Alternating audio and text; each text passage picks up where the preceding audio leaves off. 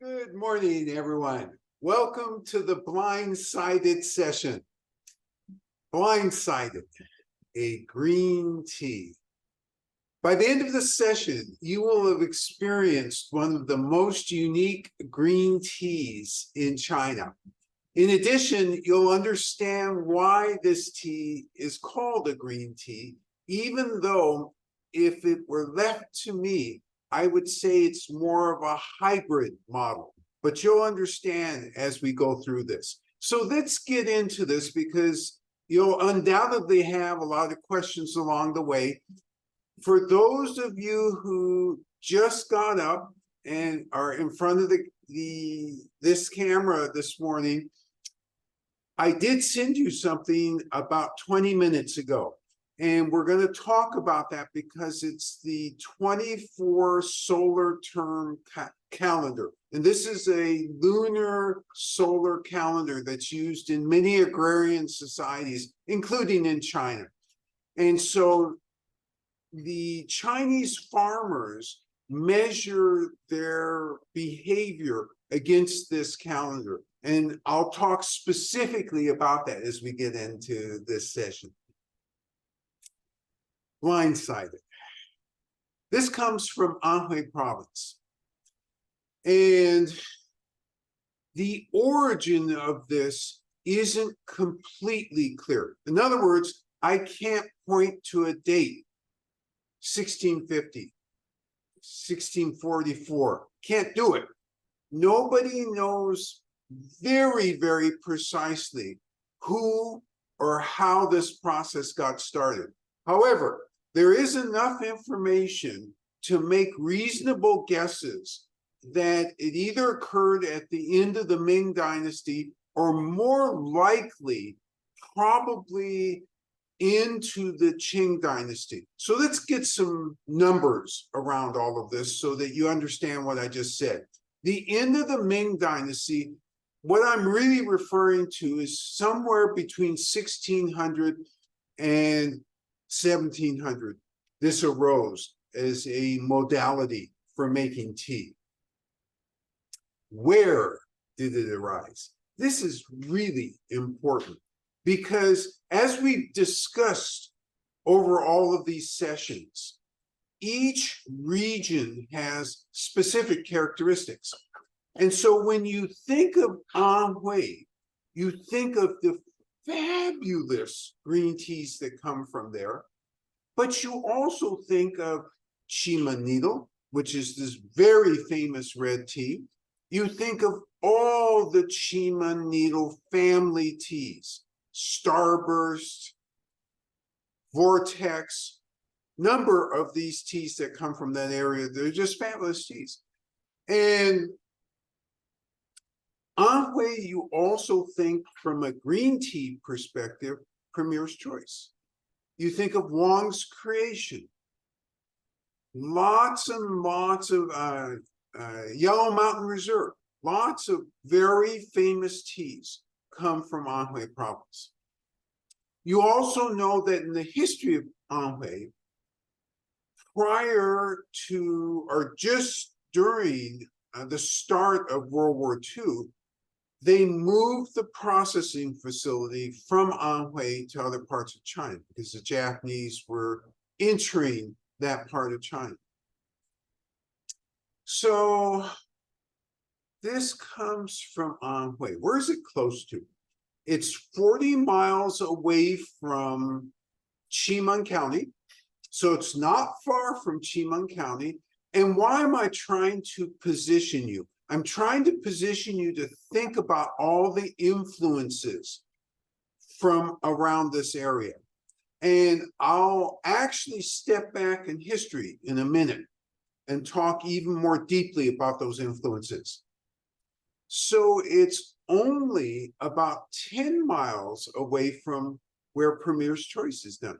So in that area, somehow farmers worked out another methodology.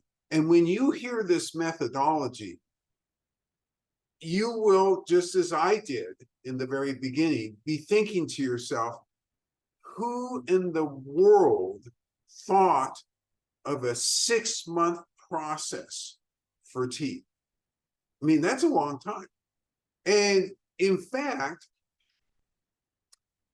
in many ways, when you think of the Wee Cliff teas and you think of this tea, there is that similarity in the sense of all the time, a lot of it resting, nonetheless, processing in a less refined manner in the beginning, and then at the end, processing in a more refined manner. And that's what this tea is all about. And it's got a so-called unfinished phase, or 70% finished. You've heard me use this term over and over again in reference to true black teas, that is the fermented teas, 70% finished, fully ripened, unripened, all of those terms. This has, and you've also heard me say this with the Wee Cliff teas. They get it in first 36 hours, stabilize it, and that's the 70% finished. And then they have refinement after everything rests, and they're really ready to actually go through the 3 months of roasting, or the 3 separate roastings that they go through. So for this tea, well, let's back up one more thing. 2 more things. I said I'd place you in this area. This whole area is a beautiful area, largely not impacted by manufacturing. Largely, this is really only tea area. It's been famous for a long time. Since the Tang Dynasty, this has been a tribute tea area. In other words, teas from this area every spring were sent to the emperor for his review and for his enjoyment because they were so good. World-renowned teas from this area. So this gives you this sense that you had skilled makers of tea in this area for a long time. And you, generally speaking, don't deviate from a norm unless you are skilled. I've said this thing many times. When can you break rules? When are you eligible to break rules? When you fully have mastered the rules. Once you fully mastered the rules and the reasons for them, then you understand, if I tweak this, this also affects this, and I'll tweak this in another way, and this has this relationship. You know all the rules. You know all the relations. And that's what had to have happened with this. This isn't the case that you had an Albert Einstein genius farmer wake up one morning and say, okay, I'm going to change the 24-hour process into a 6-month process, and let's see how that goes. Didn't happen that way. Impossible to have happened that way. This absolutely must have developed through trial and error in this area, probably a group of farmers. I'll relate to you later how we came to get this tea, because there's an interesting story behind that as well, because this originally wasn't meant to be a tea that was listed in the shop, but we'll get to that story in a minute. So let's think about green tea overall. How is green tea made, and what's the characteristic of it? Characteristic of green tea is it's unoxidized. They do not allow, the farmers do not allow oxidation to occur on purpose. Let's remind ourselves why oxidation occurs. Let's think of a banana. Why does oxidation occur with a banana? Because somehow you've damaged it.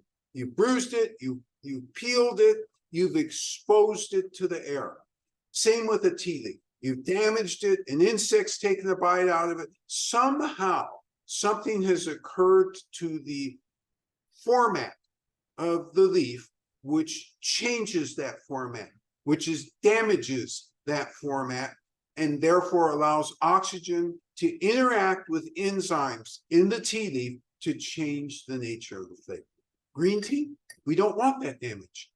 Green tea, the objective is to get it from the field all the way to the end of the process with as little damage as possible, and certainly not to let it oxidize. So you pick, and you go through the traditional picking decision. Oh, do I want a bud, or do I want a bud and leaf, or 2 leaves, or 3 leaves? What am I going to do? Okay. Same with this, except you never pick down to the 3rd leaf. This is a bud, or a bud and a leaf, or a bud and 2 leaves. That's it. It's one of those 3 picks. So usually for the spring pick, you pick early, right? Anhui usually starts sometime in March. The earliest is usually around the beginning of March. And then by the time end of March is rolled around, you're finished with your first initial spring pick. And this is usually the most highly valued. Now, there are exceptions, aren't there? And this is one of those exceptions, because this isn't that earliest pick. It's the 2nd pick. And they pick this in the Guyu part of the year.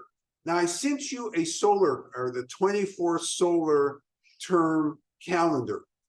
And if you look to, let me actually get that picture up myself so I can really place you where this is, because otherwise I'm not going to describe this right. So if you're looking at this calendar and you look at 12 o'clock noon, you see spring equinox, right? Go 1, 2 to the left. So you're going west, so to speak. And there it is, Guyu, grain, rain. This is the period that they pick for this type of tea. It's actually the 2nd spring pick. So why aren't they picking that first spring pick for this? They find that the leaves need a little bit more development to get the best flavor. And again, when you're picking that initial spring pick, are the leaves tender and delicate? They absolutely are. Therefore, can they withstand a huge amount of processing? No. So that 2nd spring pick, they're a little bit more mature, and they can stand more processing. All right. So again, in traditional, we pick, you make the decision what you're going to pick as fast as you can. The farmer gets it to the processing facility that the farmer has. They let it wither a bit, usually outside. If the weather's inclement, then inside. And they let it wither enough. So we use these fancy terms, wither. What are we really referring to? We're making sure that enough moisture leaves or departs from the leaf, the tea leaf, so that it's pliable, so that you can actually handle it. If you try and handle 100% moisture leaf, it will fall apart. So there's logic to this. After you wither, and this is for traditional green tea, then you apply heat. Whether you're in Japan, it's steam heat, or China, wok heat, or other parts of China, a barrel heat, you're going to apply heat. Why? You want to denature the oxidation enzyme. Have to do that. If you denature it and then you do stuff to the leaf, like you shape it or you roll it, then it's not going to have that oxidation reaction because the enzyme is already inoperative. It's denatured.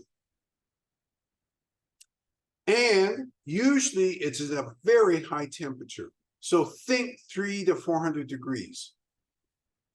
At the conclusion of that, and of course, how long are you going to do this per batch? Well, it depends on the farmer, but you're going to do it long enough so that enzyme is thoroughly denatured. So it's going to be some 12 to 20 minutes, something like that at those temperatures.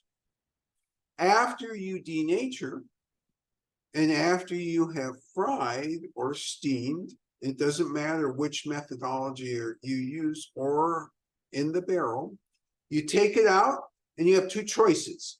If you want it to look a certain way, if the aesthetic from a particular region is, oh, I gotta do something to this tea leaf because I want it to look very delicate, or I want it to look very flat. Think heirloom for a minute, how flat that is. There, they actually shaped that while they were frying at the same time. That's how they got that flat. Dragon well, the same thing. They shape as you fry. When you think of venerable silver tip, or you think of chara, that's done post frying, and it's done while the leaves are hot. So you're moving along at a pace here. You're not lollygagging as you do this, because these steps require you to complete them fairly quickly. So for green tea, for the most part, you're going to get that done within a 24-hour period. From pick to that final baking, it's going to be no more than 24 hours, usually considerably less, 12 to 16 hours. Some, because you do a little bit more refining, it can go to that 24 hours. So what are they doing differently here? So they're picking, and it's, as I said before, either a bud in a leaf, or a bud in two leaves. They're picking later in the season, so the plant is a little bit more developed. Oh, by the way, I'm glad you were thinking about what is the plant looking like. Well, the plants are older plants. They're between 40 and 70 years old. So they're not these brand new plants. And in this particular case, these particular plants had the very unusual distinction of being seed propagated. That makes a difference, right? Because then that means that there's going to be a little bit more variation in flavor of each of the plants. So with this, and we're talking about blindsided now because I've moved away from that 24-hour process, you bring it in, you still wither it, and you wither it outdoors. And because you're late enough in the season, you usually have plenty of good sun days where you can get that wither. You wither until the leaf turns dark green. When it turns dark green, it's funny. They do use aroma, but they also here use color. They're looking for that dark green. And that doesn't take all that long. They're just trying to get it so it's pliable. After you wither, you fry. Oh my goodness. This is following a green tea path. It must be green tea. How do you fry it? Do you fry it in a wok, or do you do it by a barrel? So if you're making low grade tea, or a lower grade tea in general, you would use a barrel. A barrel is much easier to use. You don't have to stick your hand in the barrel. It rotates. It's more machine-like. You can press a button and it will rotate. It's at 300 or 400 degrees, and less work. The only problem is the flavor at the end of that is not as bright as if you pan fried it. So most of the producers, if they're aiming for best product, best price, they pan fry it. And they do pan fry it at that 300 to 400 degrees. And all of them do it at a slightly different amount of time, but they go through that process, pan fry, and then immediately after pan frying, they roll it. What are they attempting to do? Much like with cliff teas, where they want strips of tea, or say Wong's Creation, where they want strips of tea, this is what they want with this. And when they roll, you have two choices. You can do it by machine, and that gives you some sort of uniformity. But hand rolling gives you a different type of uniformity, and it takes more skill. And that skill really revolves around the pressure you use to roll it. When you're rolling, if you roll it too hard, the tea liquor will be cloudy. I don't know about you, I like bright taste, no clouds. If you don't roll it hard enough, instead of that bright fragrance, you get kind of a flattish fragrance. So you have to know what you're doing with this. You can't just say, oh, God, that looks like fun. Go out there, roll stuff. They'll throw your stuff away because you will not have had the experience or know what to do in terms of applying pressure or not applying pressure. After you do that, then you bake it. So what's the objective of baking? Much like cliff teas, although you don't hear people in the Chinese tea industry usually use the same term, it has the same meaning as to stabilize the tea. They're trying to get it in a format where they can then store it, because the tea is going to need to rest. So we're at that 70% finished tea with those steps. Zero difference from green tea, really.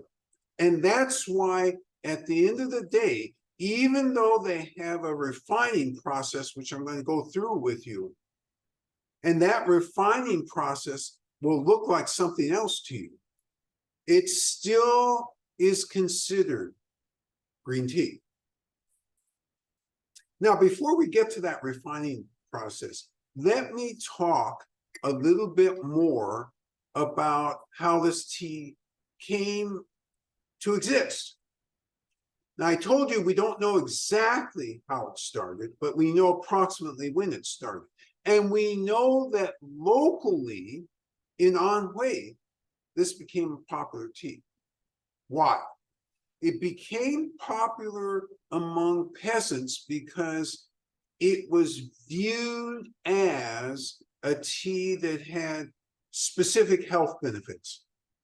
And these specific health benefits were related to taking care of various conditions. And this thought came up again in 2003 when there was SARS, because it seemed that people who drank this tea had a much less difficult time dealing with SARS. So there's something about this tea, and nobody has produced a 9-syllable word that I can use to explain to you and make you believe right away, oh yeah, it's this compound.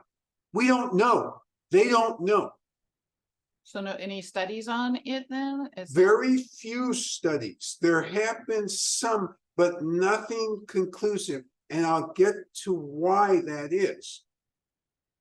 Because as popular as it was in the old times, that's ridiculous. As popular as it was in the 1700s, and it was popular because it went to the emperor, so emperor had a chance to taste this stuff. Oh yeah, I like this stuff.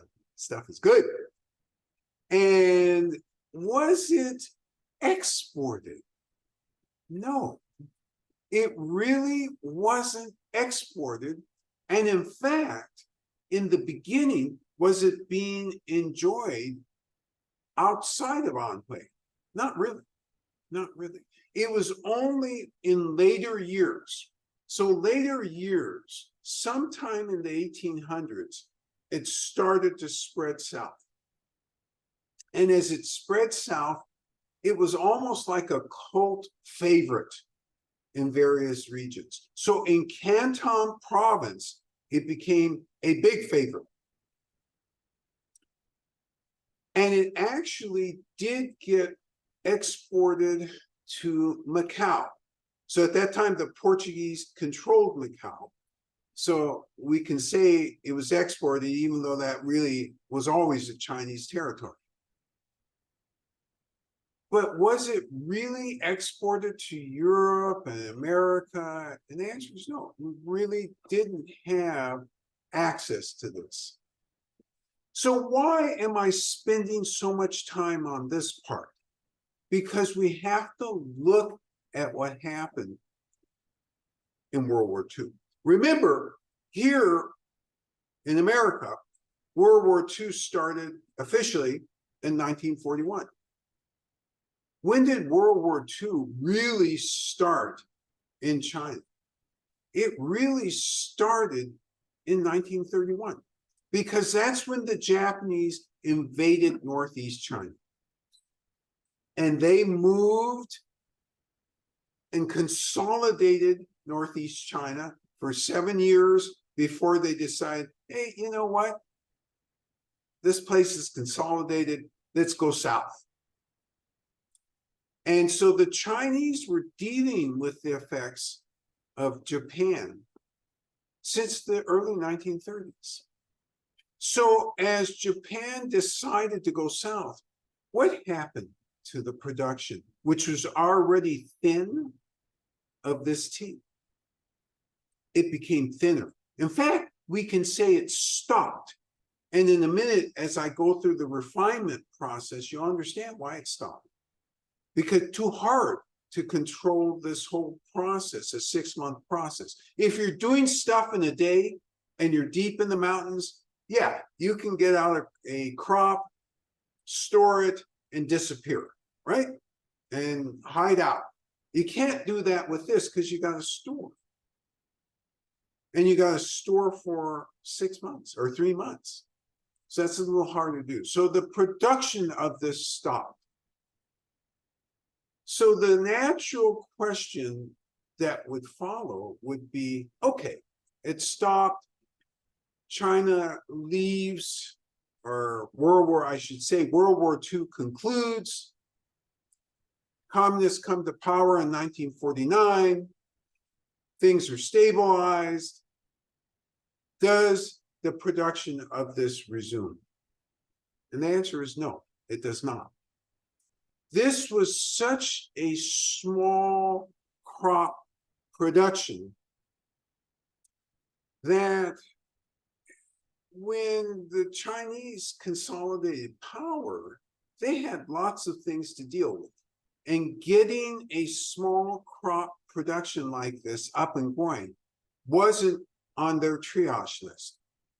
So basically, the supplies that had existed pre-1937, there were still some places that were drinking this stuff because some tea shops in Hong Kong and in Canton, had stocked up on this stuff. So they had some for a number of years. But then really they ran out. And when they ran out, they truly ran out. So why did China restart the production of this? What led to that? 1983. China is economically advancing at quick pace. They're making lots of changes to economic policies. Most things are still state-run. So this guy, his name Guan Fenfa, lived in Hong Kong, an international business person who loved tea. And he founded in 1981 an institute on research of traditional teas in China. And so he collected some very old samples from Canton, Macau, and a few other parts of China, people have either labels or they had a little bit of this stuff left over, consolidated and sent a box to one of the state companies in Anhui that control the distribution of tea in China. They get this thing, and this guy basically says, hey, you know, there's a lot of us who enjoyed this tea pre-World War II. And gosh, is there any way to get this up and going again? Is there any way to start a production line of this? Well, this captured the attention of the people in this state-run organization, and they started looking around. Well, who knows how to do this stuff? And they found people who knew how to do this stuff. And so they sponsored a restart of this process. And that's how come this process, after this relatively long hiatus, got fueled up again.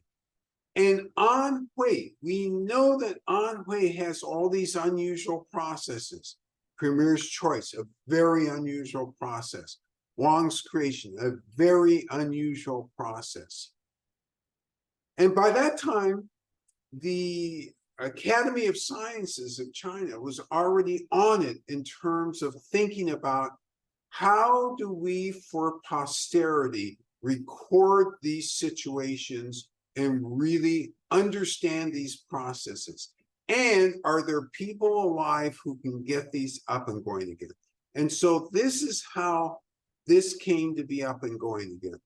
And really, by the 1990s, it was up and going, and it did have a following in Anhui in other parts of China. Never really achieved much of a following outside of China. A, it's not inexpensive. B, it's so unusual. And C, it's relatively, especially at the higher grades, small crop. So I said higher grades. How many grades are there? There are 5 grades. First grade, special grade is what they call that one. Second grade, they have contribution arrow. That's the literal translation. What they really mean is that that's the next level down. Then they have heavenly arrow, 3rd level down. And then they have first grade and second grade. This is what's so deceptive sometimes when you look at packaging. You think, oh yeah, I'm in great shape. I bought first grade. Except there are 3 grades above first grade. And so each of the tea types, particularly out of Anhui, developed their own grading systems. It'd be actually fascinating to look at the history of how that developed. I'm not quite sure how it developed that way, but that's one thing I think I'll keep my eye on as I continue to look at these, because again, you understand that Chima needle, that family, they've got 10 grades. And again, it doesn't start with grade 1. It starts with tribute grade or something like that. Oh, that's right. The second grade is tribute grade. That's right. In this particular one. All right, let's go ahead and get you started on this, because even though I still have 30% of the process to go, everybody's thirsty. So let's get the tea master, Biju, to come on up, and she'll demonstrate first how to make this, and then you'll make it afterwards with her. All right.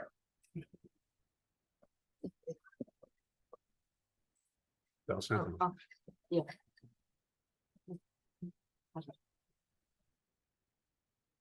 Hey everybody, 早上好哈.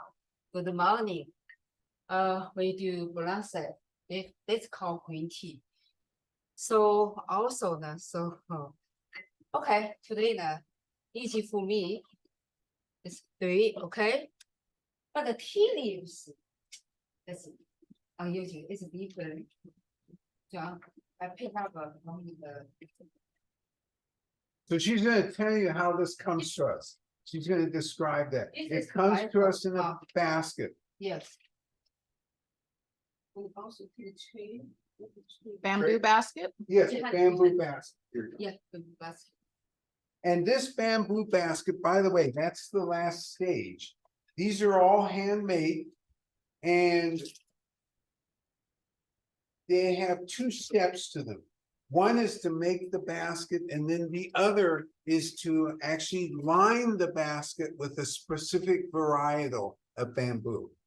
So here they are, they come in groups of 3.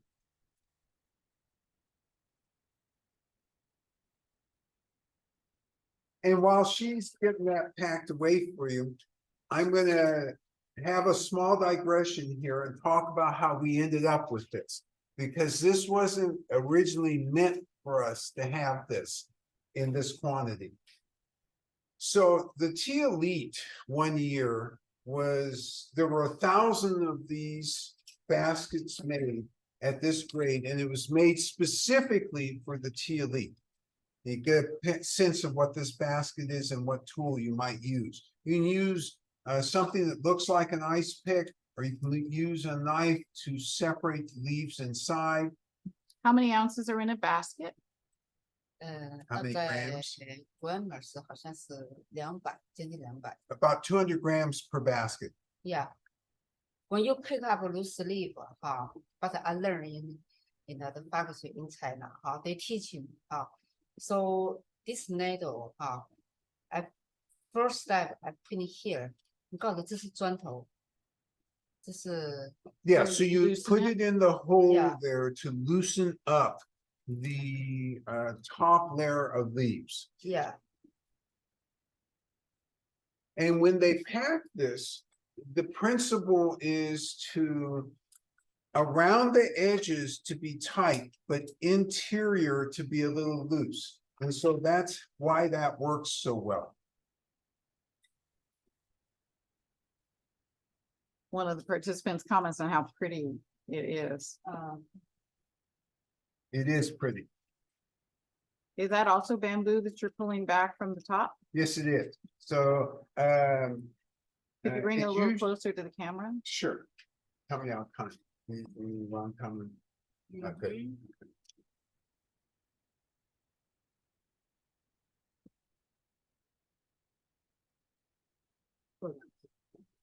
I'll hold it. Okay.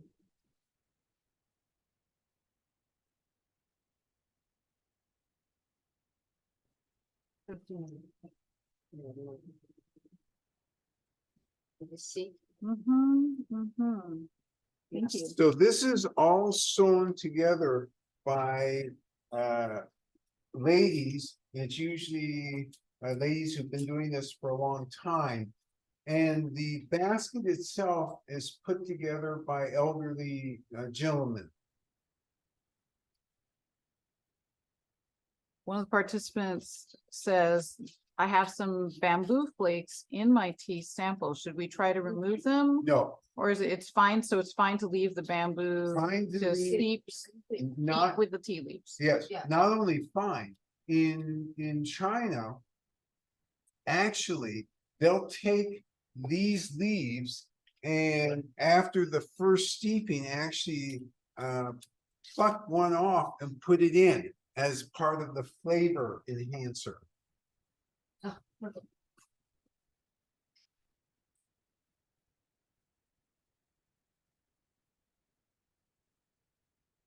So this is 4 grams.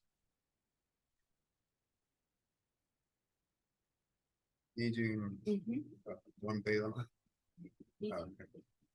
So what she's gonna do is go through the normal process. If you still have the bamboo into the leaves, don't take out, yeah. Oh. See me, So 170-degree water, right? Yes. Yeah. So you heat up the cup, you can use any temperature between 212 and 170. Same as usual, make sure everything is clean.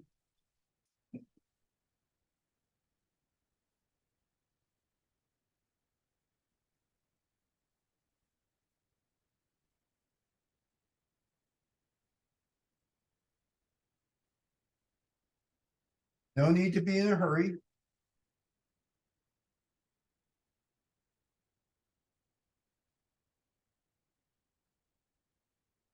And remember, perhaps I said, or perhaps I didn't say, this is stored in a well-ventilated and shady place during this processing. So at the conclusion of the first processing, all the way up through August, stored in the shady and well-ventilated place. So it's packed immediately into the bamboo No, basket? it's not packed. Okay. Loose leaf.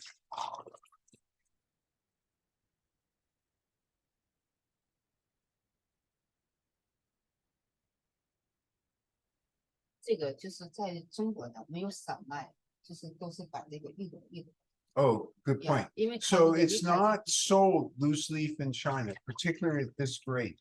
It's all package by package sold. And it's usually you see them in the market as 3 packages, but they'll separate. And the 3 packages is really more for the process itself. And it's easy to just snip it and package by package sell it. 这只有一个芽头哦，没有叶子。 So this is bud only, and that's why this thing is so dear. And this, by the way, was done in 2015. And these cakes were released in 2020. This is not atypical because this tea is better after it's been stored. And usually they aim to store it a minimum of 2 years. Usually the average practice is 3 years. If you can get a year or 2 more in there, the flavor is even better. So she put in the leaves in the heated cup. She put the 170-degree water on the sides of the cup. And this is going to steep for 3 minutes.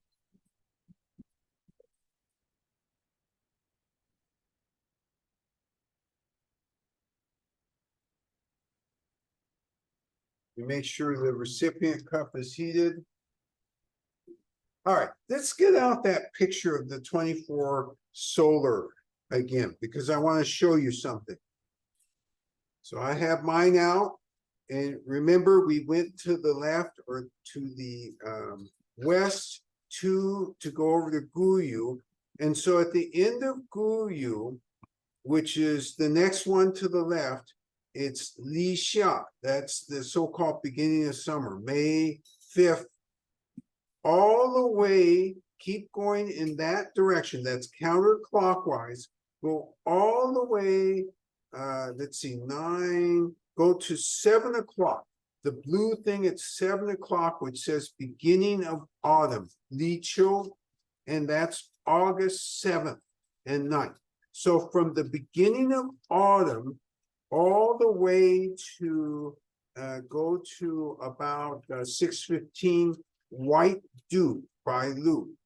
That's where they start the getting the tea ready for the refining process. At Bailu, they actually go through the refining process. So this thing, remember, it started all the way up there at 11:15 in Guyu, and here we are at 6:15 down at Bailu, where they're going to finish up the process. And again, as a reminder, this is the an agrarian calendar that they use in China. Okay, so what do they do during the refining process? Bake first to get the leaves soft. Then they sift, winnow, and blend. What are they doing in each of those processes? The sift process is to get anything out of the leaves. And remember, this is all loose leaf. To get anything out of the leaves that doesn't belong. So any yellow leaves, they don't want yellow leaves. Everything should be greenish. If there are any stems in there, get rid of all of that. Any other rocks or anything, get rid of anything that doesn't belong. Then they winnow. What are they winnowing for? Because they're trying to sieve out by type of leaf. So they want all the buds in one place. They want all the first leaves in one place. They want all the second ones in one place. And then blend, depending on what the grade of the tea is going to be, they blend the leaves appropriately. And that's the starter base for making this tea. All right, the timer has gone off. Tea master is there. Not in a hurry, very present. Taking her time.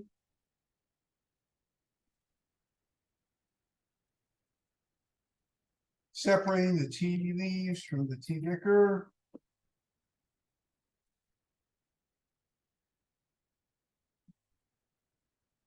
All right. And look at this beautiful color. Certainly not normally the color you would associate with a green tea. So years ago, the first time I had this, I must admit that I misclassified it because I didn't really understand the process until a little bit later. So what I'm going to do is demonstrate entering the quality arena. This is 170-degree steep, so I can take a bigger sip. I'm going to coat my tongue. And really, I'm going to look at where the astringency is. And then I'm going to think about, as I swallow, what aftertaste, and then what energetics. The energetics you're going to find to be interesting with this.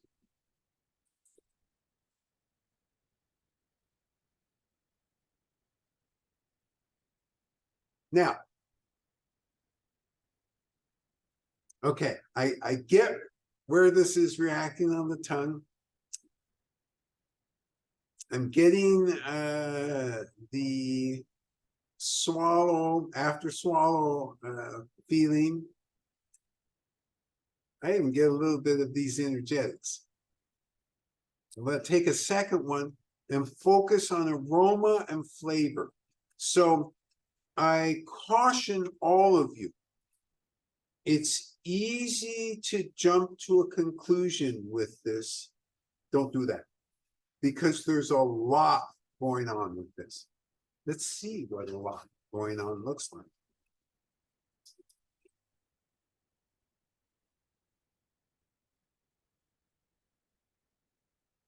Okay, I have a sense of both aroma and flavor.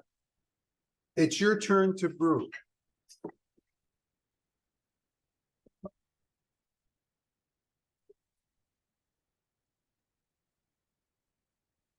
So yours already is pre-measured, the 4 grams. You saw that if you had that cake, how to get it out of that cake form. You saw it wasn't hard.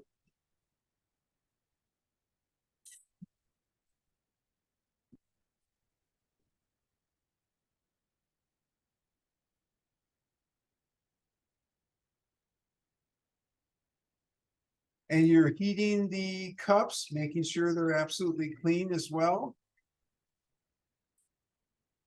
In our case, we used 200-degree water, and then we used 170 to go ahead and dissipate or aerate. We actually aerate using 175, but we're getting it down to 170.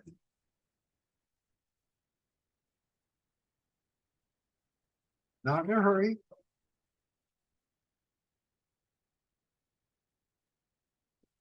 Nice and steady.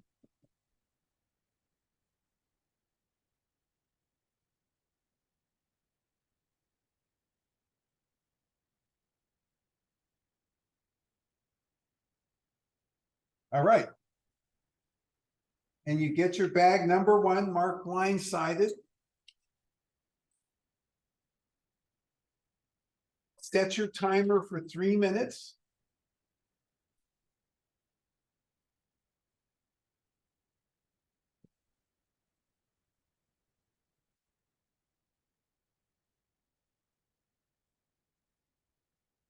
And again, you're fully in this tea rhythm. Not in a hurry, just nice and steady. Nice shape.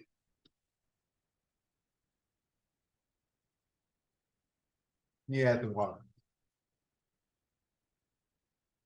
Careful.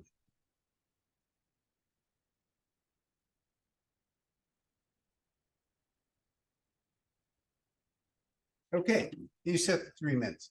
Now, I'm going to finish up the process here fairly quickly. And again, you've already looked at your 24 solar terms, and we're going down to Bailu, white dew. This is a totally unique process. They refire the leaves. Step number 1. And this is a two-day, one-night process. Refire the leaves, pack them away, and put them outside at night so that the dew at that season actually forms on the leaves to cool down the leaves. They then, the next morning, take everything up, bake it slowly. They don't bake it, they steam it. No, they do bake it. Nope, I got this backwards. They steam. And then as a last step, they bake. And they bake with a cotton cloth over it. And when that cotton cloth, and they steam for 3 to 5 minutes. That's it. And when that cotton cloth is dry, as they're heating, they're putting heat to that, then the tea is done. The tea itself is done. The final steps, and you saw these baskets, they're made, they're lined, they put the tea in, and then they sew it together. An amazing process. So this whole process it's not done until mid-September or near the end of September. And it started in April. And it's green tea. And you can't classify it really as anything else, because the unoxidized part of the unfinished tea is the lead-in here. And there is no active fermentation going on. So you can't say, this is more like a true black. No, it's not. The closest you could say is that they use kind of a red tea methodology, because they do pile it there. But it's really properly classified, according to the Chinese, as a green tea. And that's why in the beginning, I was so very surprised by this, because I'd never quite had anything like this. We ended up with this by accident, as I said. Somebody from the Tea Elite sent us one of these baskets. We mistook it. We thought, because this Tea Elite farmer, producer, and by the way, your timer is gone off. You're separating the tea liquor from the tea leaves, using tea rhythm, not in a hurry, looking at the beautiful color.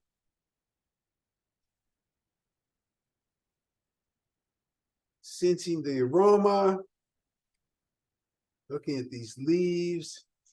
The participant comments, the wet leaves smell more like a fermented tea, very umami. So this opening comment is very umami. And the commentator draws an umaminess that they sense with fermented tea. And I think in the very beginning, my very first impression about this, and this was a long time ago, was not so much fermented tea as yellow tea, because yellow tea also has a slight bit of fermentation. That was my initial impression until I started thinking about the whole, what was being presented. So good comment, good start. And while you're thinking about this, and take your time, I'll go through why we ended up with this. So we get this package along with samples of other teas. We made some decisions on the samples. We didn't realize this was a special gift to us. Like I said, there were only 1,000 of these at this grade in 2015. These were distributed as gifts among the tea elite in China. And one of the elites sent us one as a gift. We didn't realize it was a gift. So we, I should say, in true understudy fashion, said, hey, we like these. We'd like to have some. So the one thing I noticed, and it should include me in, is there was no price associated with this. And so I thought they'd just forgotten the price, wishful thinking. And that producer, after getting over the shock at what I had said, then said, this is a gift. Oh, it's a gift. That didn't prevent the next words from leaving my mouth. Probably shouldn't have left my mouth, but we know this producer really, really well. And I think he understands us well as well. And I said, any possibility that there's people among the tea elite who don't want this and would like to Give it to us. Oh. give it to us? Participant says, I'm smelling something that suggests slightly smoky. Okay, so good comment. Something that suggests slightly smoky. So what that is that charcoal, especially of that last refining fire. Good call, good catch. Another comment, another participant says, I'm getting a roasted scent to the wet leaves with hints of a good cigar. Oh, I do like this comment. This one makes me laugh. A roasted scent with hints of cigar. I really like this comment because, the part of what you are really, it's not just leaves, is it? It's that bamboo-ness also, because it was packed in this fresh bamboo. And so that, and so I get, the umami, that's that bamboo-ness. The wet cigar, yes, that's that bamboo-ness. Good catch. Another participant also notes there's a smokiness that's very subtle. Here we go. Love this comment. Subtle smokiness. Absolutely is. A subtle, and again, it all the way up until that white dew period. That is the September 7th to September 22nd. In that period where they expose it to fire on the high fire in the beginning before they put it out for the dew process, that's where that comes from. Another participant says, I would never guess that this was a green tea. I get malt, slight roast, no vegetal or floral, a little genmai cha flavor, very intriguing. Malt, slight roast, no imagination or hint of a traditional green tea in this at all. And this commentator does mention that there's a hint of almost genmai cha in it. In other words, all these things occurring where the first thought isn't, oh yeah, this is a grassy or vegetal green tea. No, you don't get that because it's been processed in. Now, usually you talk about processing out. That's not what occurred here. Processed in is what happened. And what I mean by that is all these other flavors encased that. Another participant says the dry leaves had a fresh aroma. I also tasted umami, very juicy with a light astringent afterfeel on the tongue. And then as I taste a bit more, I seem to taste sweetness. Wow, this is okay. You're really getting it. A light astringency. You and I, tongue genome right on the same wavelength. With an umami at the front, and then at the end, the subtle hint of sweetness. And on top of all of that, a juiciness in this one.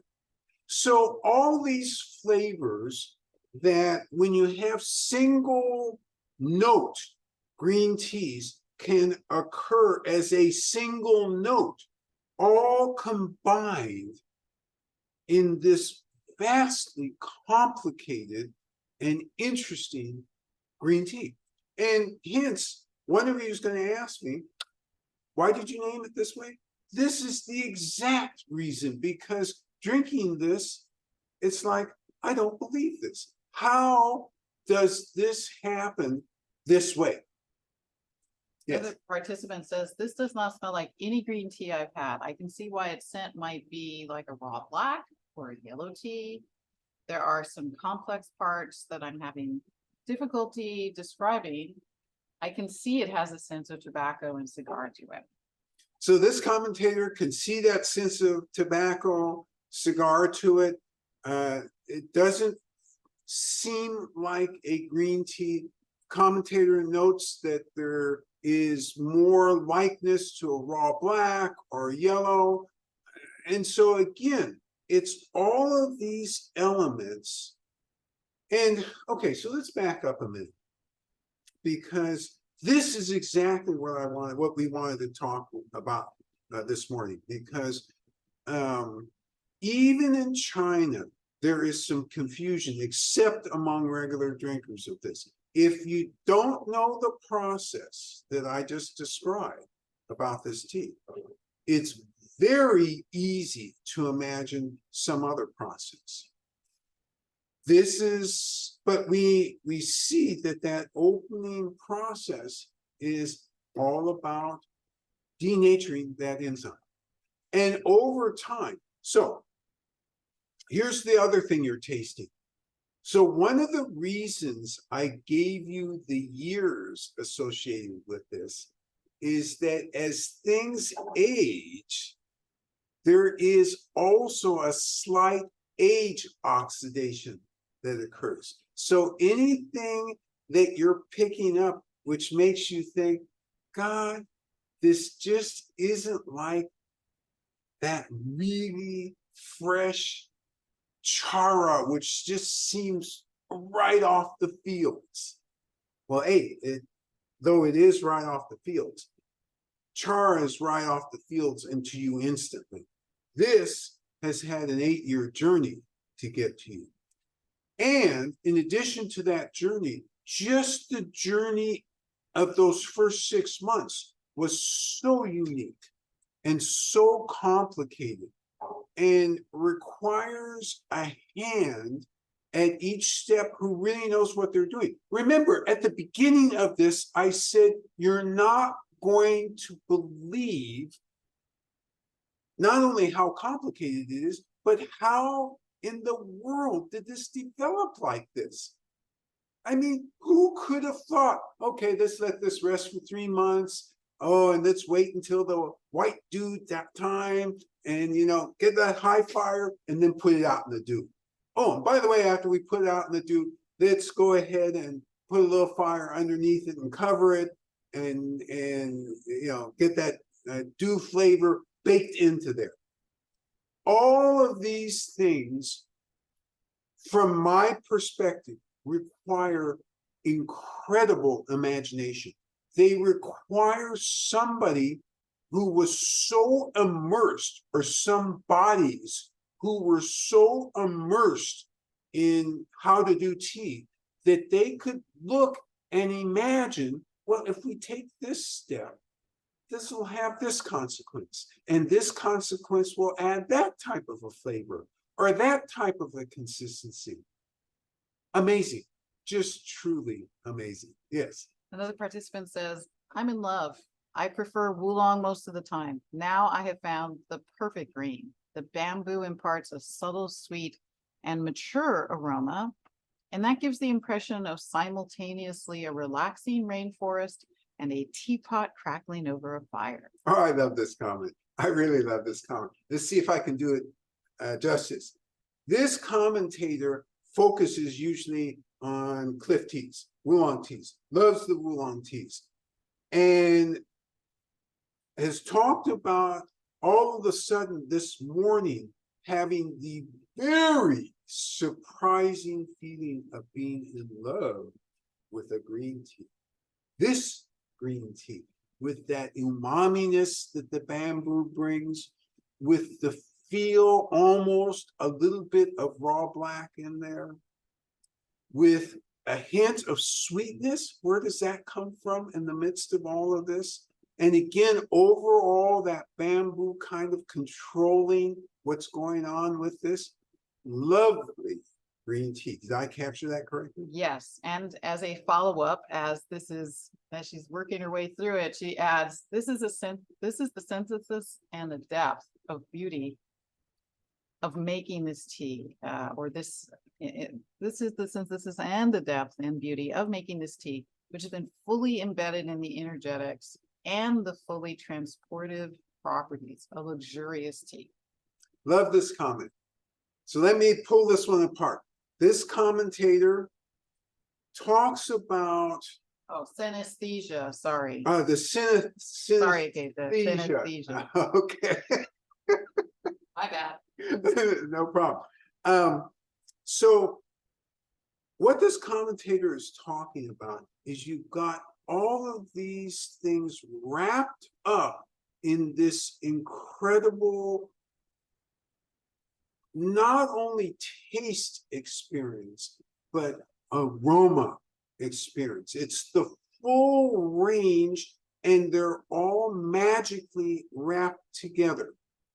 And green tea, you normally, I mean, the green teas that we love, right? And you get an heirloom or you get a Tara, you love because those single notes kind of dominate all the way through, but there's not that variety. Here, this is a playground with all the equipment on it. And yet it's a green tea playground. Very unexpected. What did I leave out? Not really anything. For her, this is a luxurious tea. But the energetics were really the fundament of the comment. The energetics. And by the way, I haven't heard really strong energetic. Is anybody feeling a strong energetic? I have a strong energetic to this. And if you're not, that's no problem, because remember, we're all different, and we're all going to feel this differently. While people are pondering other energetics, another participant says, although I get a sense of smoked chocolate, that he's getting a sense of smoked chocolate hidden in the background. Oh, I love this comment. And I can not only love it, I sense this.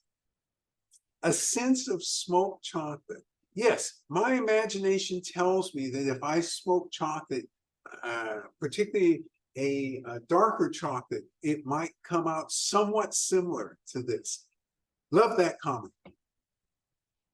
In terms of energetics, let me tell you what I'm feeling. I do feel a coolness to this. Typically, green tea, you should feel a coolness, right? And at first, I didn't believe. That was one of the things that was so inconsistent when I first tried this, because I did feel that coolness.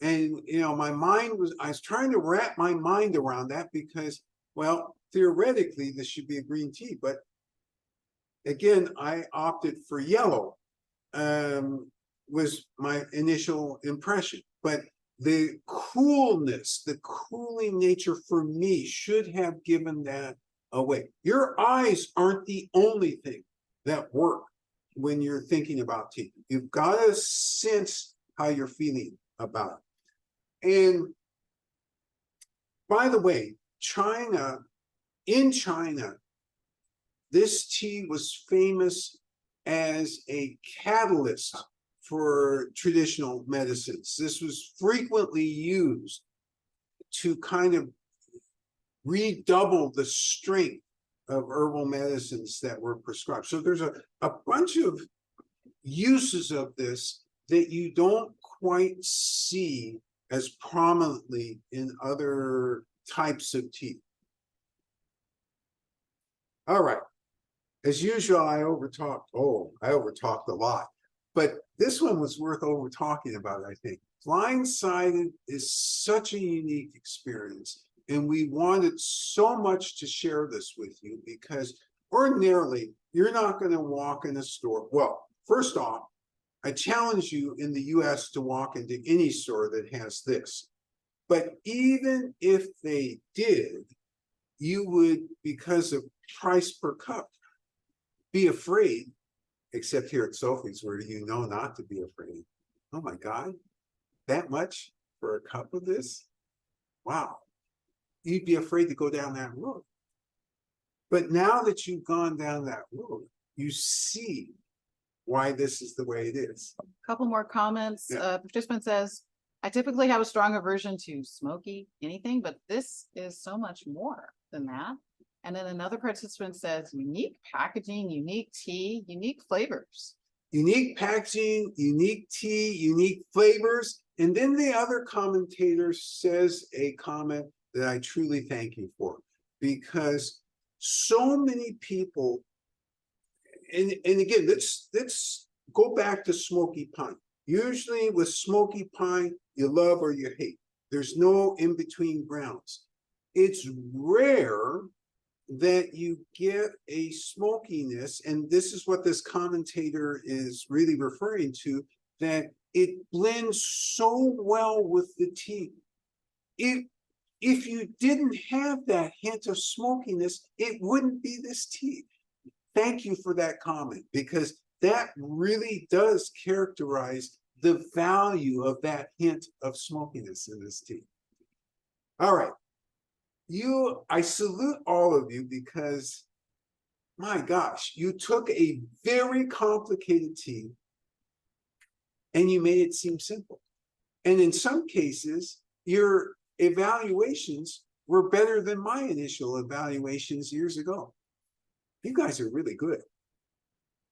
I look forward to next week, to having the satisfaction of sharing. Oh, let's see, what am I sharing with you next week? Oh, I'm sharing satisfaction next week. It's a green tea. Your responsibility this week. Stay healthy. Look forward to seeing everybody next week. Bye-bye now. Bye-bye.